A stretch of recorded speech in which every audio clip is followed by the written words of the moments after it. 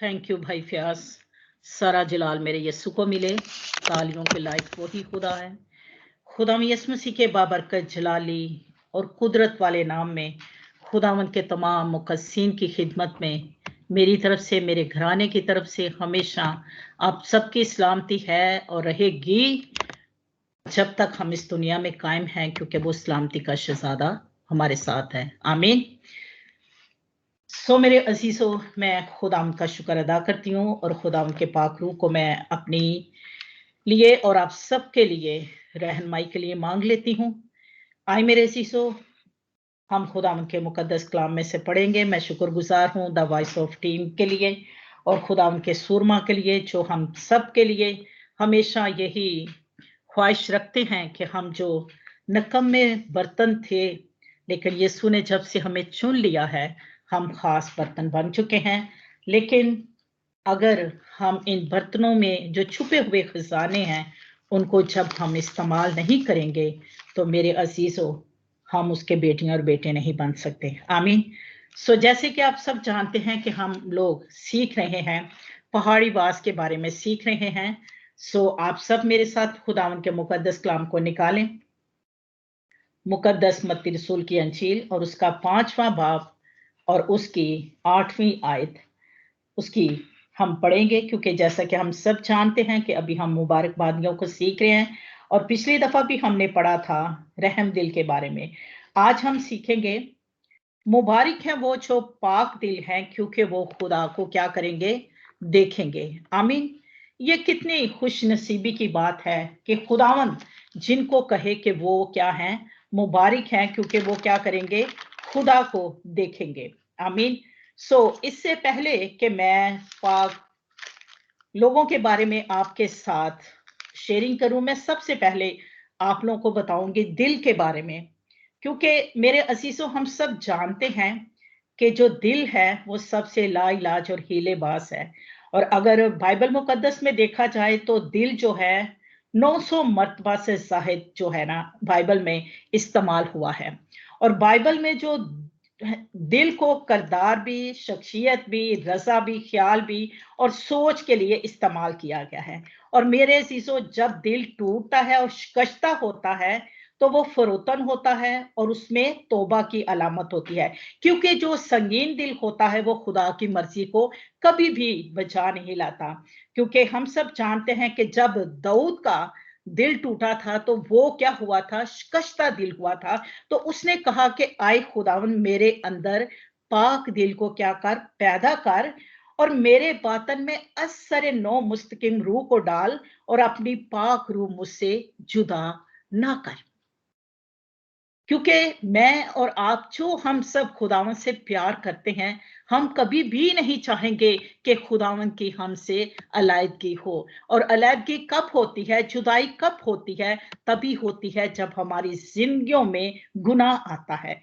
मेरे अजीजों, मैं ये दिल के बारे में थोड़ा सा ही बयान करूंगी, क्योंकि अगर हम इसके बारे में शुरू करेंगे तो बहुत ज्यादा टाइम लगेगा। लेकिन जिस तरह यहाँ पर दाऊद ने कहा है कि मेरे अंदर पाक दिल को पैदा कर और अपनी पाक रूह को मुझसे जुदा ना कर, क्योंकि जब उसकी पाक रूह हमारे साथ होगी तो हमारे ख्यालात क्या होंगे, वो आलूदा नहीं होंगे, बल्कि वो क्या होंगे, पाक होंगे। और हमारा खुदावंत के साथ क्या हो जाएगा, डायरेक्टली राब्ता होगा और हम खुदावंत को देख सकेंगे। लेकिन अगर हमारी जिंदगी में गुनाह होगा तो हम खुदावंत को देख नहीं सकते। आप सब जानते हैं कि जब खुदावंत ने आदम और हवा को भी बनाया था और उनसे भी एक ही बात कही थी कि इस दरख्त का फल ना खाना, तो लेकिन उन्होंने उस दरख्त का फल खाया था।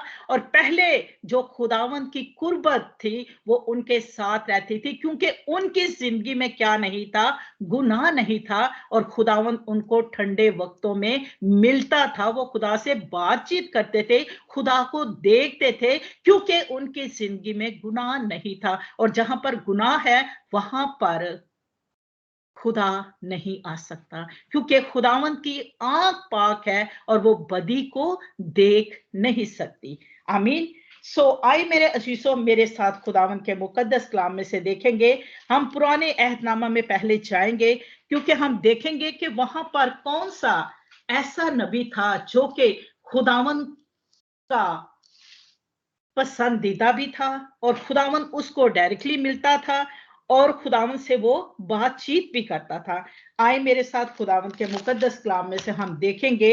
हम आएंगे सबसे पहले खरूज में आएंगे, और हम पढ़ेंगे नहीं, लेकिन मैं आपको इसकी सिर्फ स्टोरी ही सुनाऊंगी कि जब मूसा पैदा हुआ था, तो मूसा के बारे में आप सब जानते हैं। मैं ये आप लोगों को कहानी नहीं बताऊंगी, लेकिन आप लोग अगर आप खरूज कब में पहले 2-3 चैप्टर में पढ़ेंगे तो वहां पर आपको सारी इसकी स्टोरी मिलेगी। लेकिन जो मेरा मेन पॉइंट है मैं उसी पे आऊंगी कि जब मूसा वहां पर महल में था, तो वहां पर जब वो वहां से निकलता था तो वो देखता था अपने लोगों को कि मिस्री उन पर जुल्म कर रहे हैं।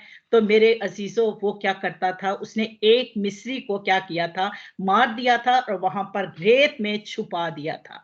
और मेरे अजीजों, जब तक हमारी जिंदगी में गुनाह होता है, खुदावंद हमसे कोई भी खिदमत नहीं ले सकता। तो वहां पर जब उसने एक मिस्री को मार दिया था, उसको दफन कर दिया था रेत में, तो खुदावंद को पता था कि ये क्या है, इस वक्त इसके हाथ आलूदा है खून से।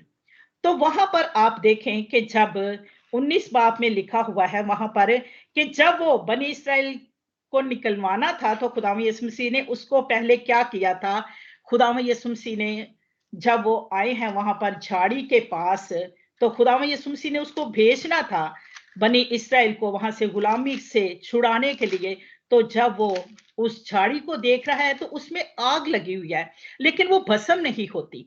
तो वो वहां पर जाके खड़ा होना चाह रहा था। तो खुदावन ने उसको आवाज दी कि ए मूसा, अपने पांव से इस जूती को क्या कर दे, उतार दे, क्योंकि तू जिस जगह खड़ा है वो जगह क्या है, पाक है। और वहां पर उसने क्या किया था, अपने पांव से जूती उतारी थी, यानी वहां पर उसने अपने पांव को जो खून आलूदा थे वहां पर खुदावंत के आ जाने से क्या हुआ था, उसकी आलूदगी चली गई थी। हालेलुया। और फिर खुदावंद ने उसको कहा था कि अब तू जो है मेरी खिदमत के लिए जा सकता है। तू क्या करेगा, बनी इस्राएल को मिस्र की गुलामी से छुड़ाएगा। और जबकि उसने, आप जानते हैं कि बहुत सारे बहाने किए, मेरी जुबान तोतली है, मैं कैसे, फिर भी खुदावंद ने कहा कि जुबान का जिम्मा किसने लिया है। आज मैं भी आपसे और अपने आप से पूछती हूं, हमारी जुबानों का भी जिम्मा किसने लिया है, उसी ने लिया है। लेकिन आपको और मुझे इस कदम को उठाना है। आमीन। खुदावंद ने उसको वहां पर भेजा, और फिर वो बनी इस्राएल को वहां से निकाल कर लेकर आया था। आपके सामने मैं सिर्फ यहां पर यह पढ़ना चाहती हूं, 19वें बाब को आप बाद में जरूर पढ़िएगा कि खुदावंद यीशु मसीह वहां पर अब उसको डायरेक्टली जो है 19 बाब में खुदावंद यीशु मसीह जब बनी इस्राएल मुल्क मिस्र से निकले हुए 3 महीने हो गए हैं और वो सीना के बियाबान में आए हैं, तो वहां यीशु मसीह पहाड़ पर जो है वो मूसा को बुलाते हैं। और वहां पर बड़ी खूबसूरत आयत लिखी है, और मूसा ने लोगों का जवाब सुनकर खुदा को जा सुनाया। और खुदावंद ने मूसा से कहा, देख, मैं काले बादल में इसलिए तेरे पास आता हूं कि जब मैं तुझसे बातें करूं तो ये लोग सुने और सदा तेरा यकीन करें। मूसा ने लोगों की बातें खुदावंद से बयान की। मेरे अजीजों, जब उसके हाथ नापाकी में थे तो खुदावंद उससे क्या था, दूर था। लेकिन जैसे ही उसकी नापाकी खुदावंद के पास आने से चली गई, तो खुदावंद उससे डायरेक्टली जो है बादलों में उससे क्या कर रहा है, बात कर रहा है। और यहां पर भी हम यही देख रहे हैं कि मुबारक है वो जो पाक दिल हैं, क्योंकि वो खुदा को देखेंगे।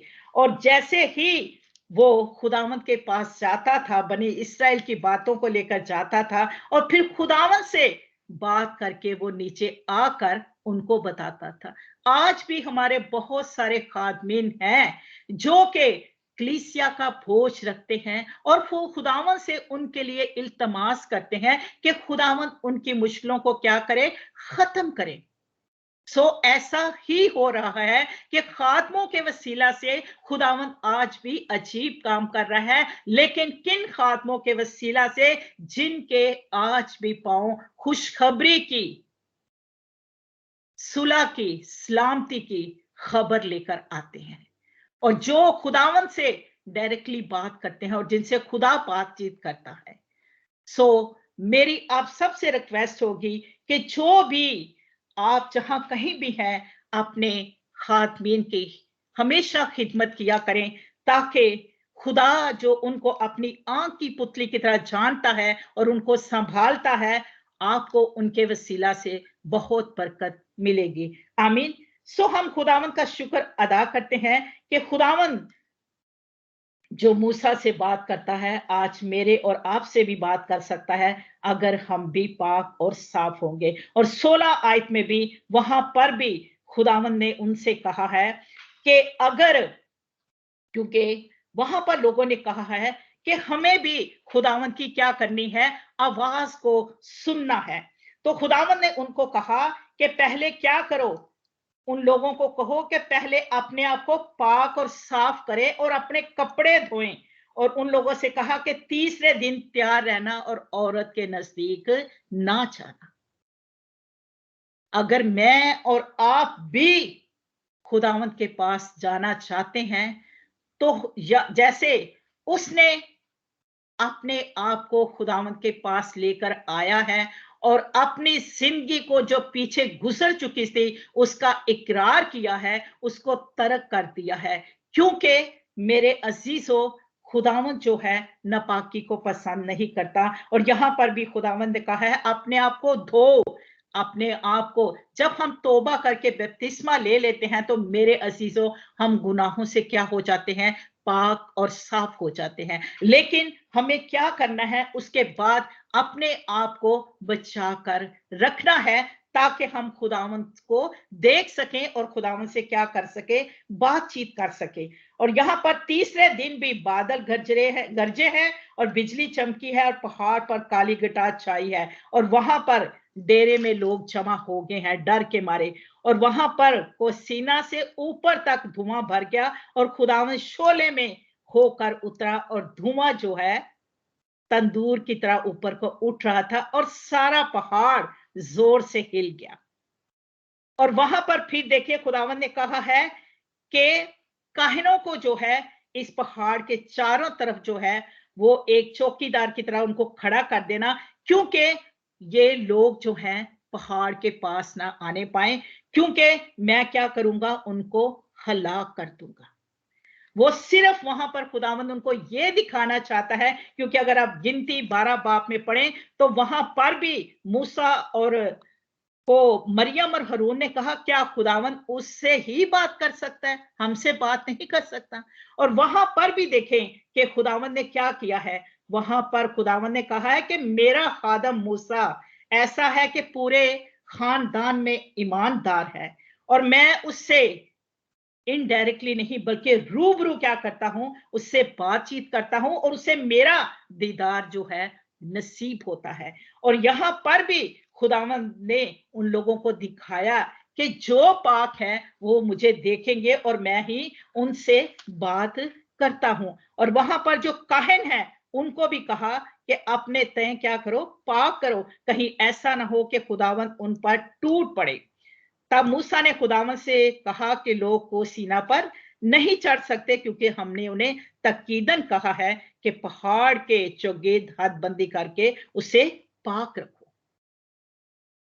मेरे अजीजों, खुदावंद ने हमारे बीच जो गीत जो है, ये कलाम का हाथा इस तरह से हमारे घेरा हुआ है कि हमें क्या करना है, हमें किसी तरह से भी कलाम के खिलाफ कोई भी कदम नहीं उठाना जिसके वसीला से खुदावन की और हमारी क्या हो, जुदाई हो। खुदावन हमसे अपने दीदार को ना कर सके, जिस तरह आदम और हवा ने अपने उस दीदार को खत्म करवाया अपनी उस नाफरमानी की वजह से। यहां पर भी खुदावन ने हुक्म दिया है कि अगर इन्होंने इसके चौगिर्द की बंदी को पार किया तो मैं क्या करूंगा, अपना कहर उन पर टूट पड़ेगा। सो हमें भी क्या करना है, हमें अपने आप को केयरफुल करना है कि हमें जो खुदावंत के कलाम में लिखा गया है उसके मुताबिक क्या करना है, अमल करना है। क्योंकि मेरे अजीजों, पहाड़ी वास का मतलब यही है कि जो खुदावंत के ख्यालात हैं, खुदावंत के ख्यालात में जो हमारे लिए और हमारी आपस में एक दूसरे के साथ भी वही कलाम के मुताबिक युगानगत होनी चाहिए। और रोमियो अगर 13 बाब उसके 1 से लेकर 5 तक पढ़े तो वहां पर लिखा है कि इस जमीनी सफर में अपने आप को पाक जिंदगी बसर करो, क्योंकि अगर तुम पाक जिंदगी बसर करोगे तो तुम किसको देखोगे, खुदा को देखोगे। अगर हमारे कदम जो हैं वो पाक नहीं है, रूहानी नहीं है, तो मेरे अजीजों हम कभी भी खुदा को देख नहीं सकते। और यहां पर जैसे मूसा को खुदावंद ने बनी इस्राएल को छुड़ाने के लिए खुदावंद ने पहले उसको पाक किया, तो इसी तरह यहां पर आए मेरे साथ आप लोग देखें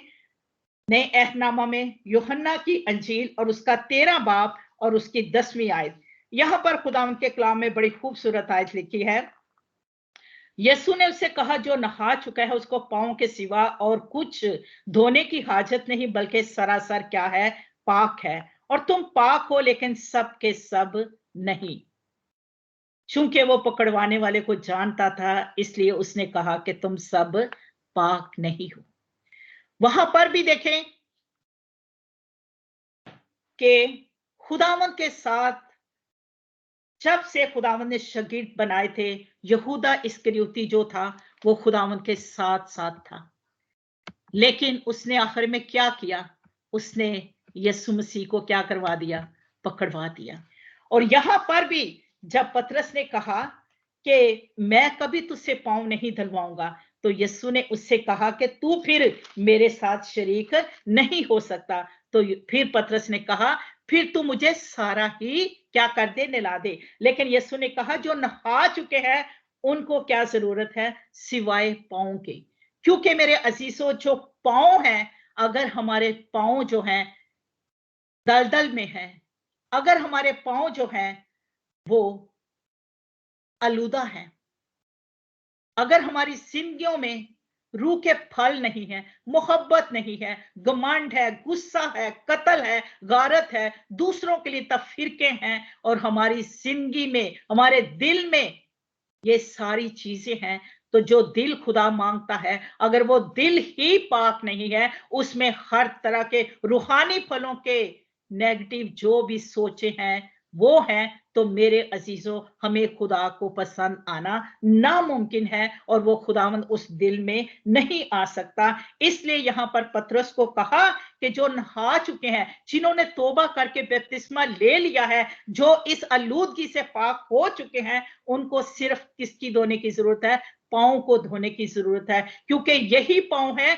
जो खुशखबरी को लेकर जाने वाले हैं। क्योंकि यूहन्ना बपतिस्मा देने वाले ने यीशु मसीह की राहों को क्या किया था, तैयार किया था। और इसी तरह हम खुदावंद के कलाम में जब पढ़ते हैं तो यशाया और उसका 52 चैप्टर और उसकी 7वीं आयत में लिखा है, क्या ही खुशनुमा वो कदम है जो क्या करते हैं, खुशखबरी लाते हैं, सलामती की मुनादी की खुशखबरी लाते हैं। और अगर आप रोमियो 10 बाब उसकी 15 आयत में भी लिखे पढ़े तो वहां पर भी लिखा है, जब तक वो ना भेजे मुनादी ना करें, क्या ही खुशनुमा उनके कदम है जो अच्छी चीजों की क्या लाते हैं, खबर लाते हैं।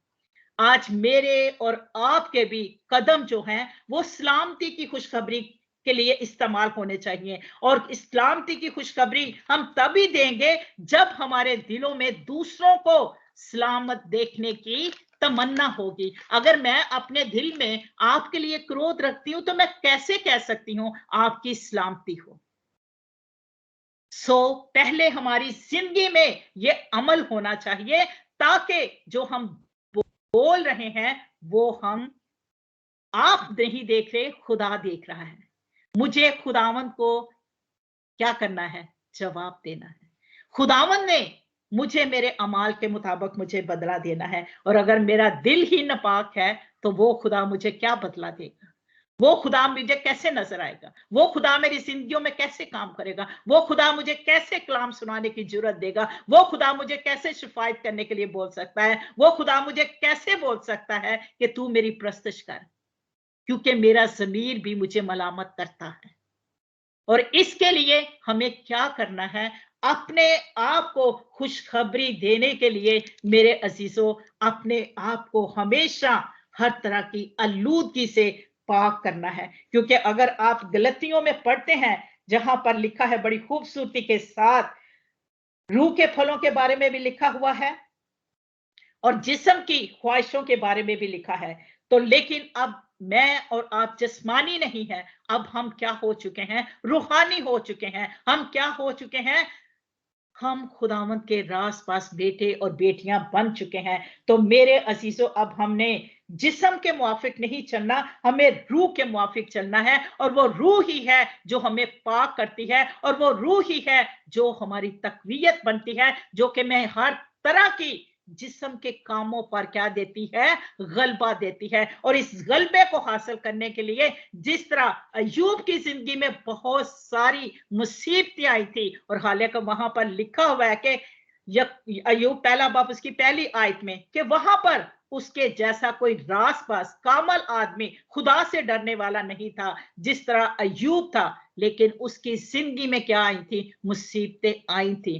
क्योंकि मेरे अजीजों, अगर खुदा हमसे प्यार करता है ना, तो मेरे अजीजों, खुदा अगर हमारी जिंदगियों में जब कभी कोई इम्तिहान लेता है, तो मुबारक है वो जो उस इम्तिहान में बगैर तकरार किए निकल जाते हैं। तो खुदावंद उन पर अपना फजल करता है, और फिर खुदावंद उनसे जो क्या करता है? डायरेक्टली बात करता है। और मेरे अजीजों, हम तो खुश नसीब हैं कि वहां पर जो मूसा और बनी इस्राइल थे, वो मूसा के जरिए जो थे वो खुदा के पैगाम को सुनते थे। और यहां पर जो शागिर्द बनाए गए हैं, अगर मत्ती में देखे पहाड़ी वास में, वहां पर खुदावंद ने डायरेक्टली उनसे बात की है। ये हुआ है हम पर फजल। और मेरे अजीजों, जिस तरह खुदावंद ने हम पर अपना फजल किया है, और हमें खुदावंद ने क्या किया है? अपनी कुर्बानी, अपने बेटे की कुर्बानी के वसीला से हम सबको मोल खरीद ले लिया है। तो मेरे अजीजों, उसने अपनी कुर्बानी की आधी कीमत नहीं अदा की, उसने पूरी कीमत अदा के करके मुझे और आपको उसके पाक खून के वसीला से रास पास ठहराया है, पाक ठहराया है। अब मुझे और आपको जो यहां पर नए अहदनामा में खुदावंद अपने शागिर्दों को डायरेक्टली उनके पास बैठकर बात कर रहा है। और अगर हम देखें यहाँ पर पांव धोने की रस्म को भी, और यहाँ पर जो यहूदी है उनमें ये रस्म थी, उनका कल्चर था कि उनके घर में कोई भी मेहमान आता था तो उसको पांव धोने के लिए क्या दिया जाता था? पानी दिया जाता था।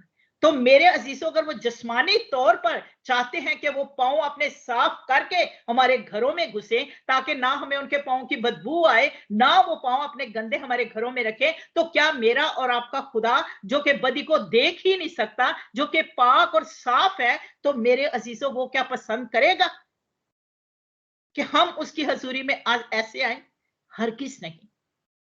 क्योंकि उसकी आंख पाक है, वो बदी को देख नहीं सकती। सो मेरे अजीजों, हमें क्या करना है? जिस तरह यूहन्ना ने खुदावंद की राहों को तैयार किया, यूहन्ना बपतिस्मा देने वाले ने, आज मुझे और आपको भी, जिस यीशु ने अपने कीमती खून से खरीद लिया है और हमारी पूरी कीमत अदा की है, आज अगर मैं और आप भी पूरे दिल के साथ उसकी खिदमत नहीं करते, और अपने कदमों को, जो कि खुदावंद ने बड़ी खूबसूरती के साथ इफिसियों 6 बाब और उसकी 15 आयत में लिखा है, पांव में सुलह की खुशखबरी के तैयारी के जूते पहन लो।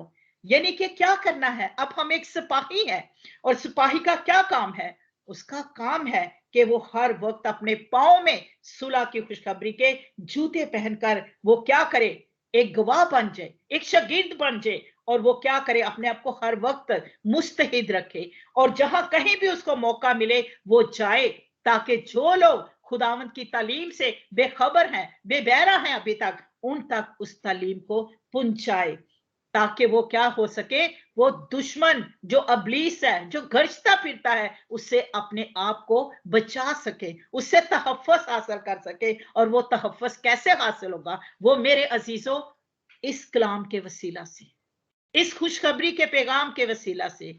इसलिए यीशु मसीह ने कहा कि जो नहा चुका है उसको सिर्फ और सिर्फ पांव धोने की जरूरत है, कि जब वो मेरा पैगाम, खुदावंद का कलाम जो पाक चांदी से तपाया हुआ, सोने से तपाया हुआ खालिस कुंदन की तरह होना चाहिए, और वो पहले हमें बनना है, क्योंकि वो हमको पहले चाहता है कि हम सोने से कुंदन बने। और आपको जानते हैं कि सोना जब भट्टी में डाला जाता है तो फिर ही वो कुंदन बनता है।